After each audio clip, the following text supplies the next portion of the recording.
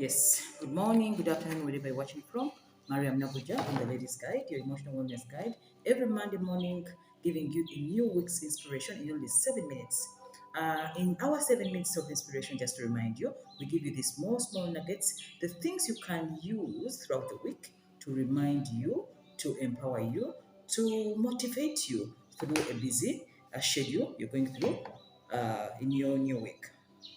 So previously, we've been looking at different nuggets by the author, Orison Swart, where he's giving these small things that every one of you needs to grow yourself emotionally, mentally, physically, and socially and spiritually. So it's a whole book that talks about different aspects of life where you need to understand the things, and if you don't know the things and they happen to you, it's as if you're not aware of how your life is flowing. So then, today we're looking at what we call dare. Dare. Dare is in the English dictionary. Dare is to have courage. Dare is to act even when you're fearful. Just to remind you that each one of us is faced with different fears, and nobody should ever tell you that they are not afraid.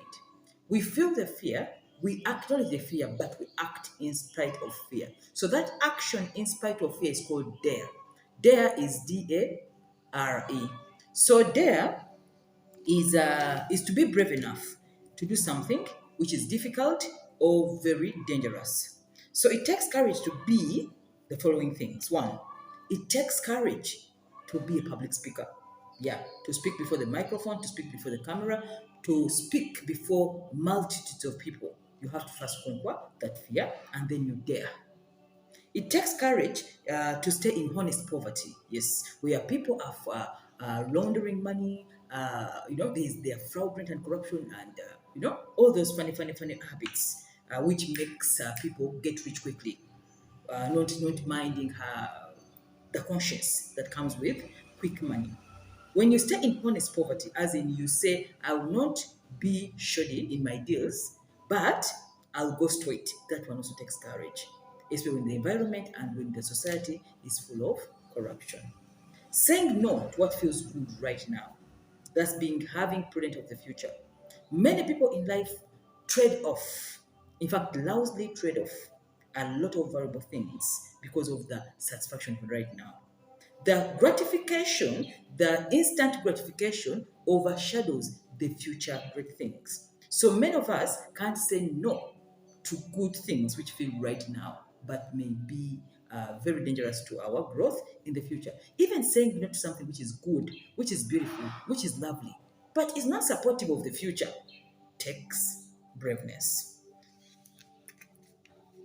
So, I'll read you one quote, one of the favorite writers, which will bring some bit of understanding about our new topic today. Dare. No great deed is done by flatterers who ask for certainty. As in, people who are exposed to an idea and then you start asking, will it work? Will it make sense? It seems that you see all the negative things before even you get started. You'll never do anything great. So the word there means, in spite of seeing all those scaring, fearful circumstances, go ahead and act. Fortune befriends the bold. People who do great things in the world are very bold. So it takes boldness to be anything great you ever want in life. So then, I'll give you a few things you need to know or you need to do in order to dare, in order to do things in spite of fear. Number one, execute your resolutions immediately. Do not procrastinate. When you come up with an idea, don't take long to act on it. The longer it takes, the more you're going to be fearful, the more you're going to see why it will not work, the more you're going to see the people who failed when they did it, the more. So when you get an idea, act on it immediately. Number two, remember thoughts are dreams until they are effectively tried. Everything you're thinking about is a dream, but only when you try it, it will manifest. Number three, be around courageous people and then it will get contagious to you. When somebody has courage and they're near you, they'll force you out of your fear. When you're around timid people, you'll be timid. So then, keep around courageous people. Number four, always make the first effort. That's when the motivation will come. In other words, just act in spite of not having enough resources, not having it all. Don't have all the whole staircase, demarcated. When you start something, nobody knows the future. Just start. And along the way, helpful people will come through. More ideas are going to be built up. But the most important thing is act fast.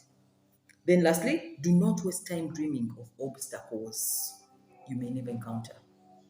When you're starting up a business, when you're starting up a dream, do not start creating those obstacles in your mind because the mind is a creator. When you create those obstacles in your mind, they will manifest.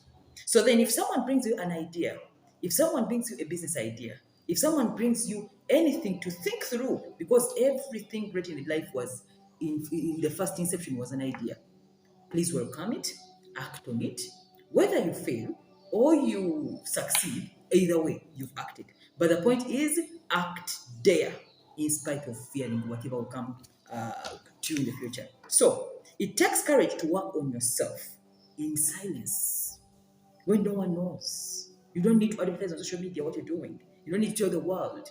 The world only wants results. The world doesn't want your words. So then, dare. There, have courage, stop being fearful, and act in spite of fear. So to think that something is impossible, you make it so. So we are in a generation where everything is possible. And many people have shown us that things are possible. So there is no excuse as to why you say something can't be done. So he says in this book, dare, have courage, and act in spite of fear. Love you, and see you again next week. Bye bye.